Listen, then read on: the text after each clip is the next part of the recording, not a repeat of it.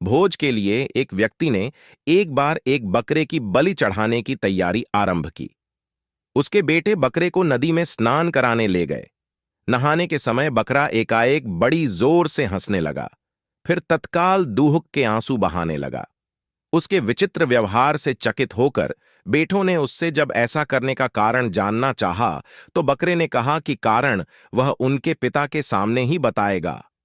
व्यक्ति के सामने बकरे ने यह बतलाया कि उसने भी एक बार एक बकरे की बलि चढ़ाई थी, जिसकी सज्जा वह आज तक पा रहा था। तब से 499 जन्मों में उसका गला काटा जा चुका है और अब गले कटने की अंतिम बारी है। इस बार उसे एक बुरे कर्म का अंतिम दंड भुगतना था, इसलिए मैं प्रसन्न होकर हंस रहा था, किंतु मैं दुखी होकर इसलिए रोया था कि अगली बार से तुम्हारे भी सिर 500 बार काटे जाएंगे।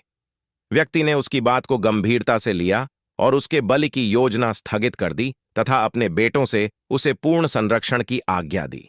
किंतु बकरे ने व्यक्ति से कहा कि ऐसा संभव नहीं है, क्योंकि कोई भी संरक्षण उसके कर्मों के पाप को नष्ट नहीं कर सकते। कोई भी प्राणी अपने कर्मों से मुक्त नहीं हो सकता। जब बेटे उस बकरे को लेकर उसे यथोचित स्थान पर पहुंचाने जा रहे थे, तभी रास्ते में किनारे एक पेड़ के शाखा पर नर्म नर्म पत्तों को देख ज्यों ही बकरे ने अपना सिर ऊपर किया, तभी एक वज्रपात हुआ और पेड़ के ऊपर पहाड़ी पर स्थित एक बड़े चट्टान के कई टुकड़े छिटके।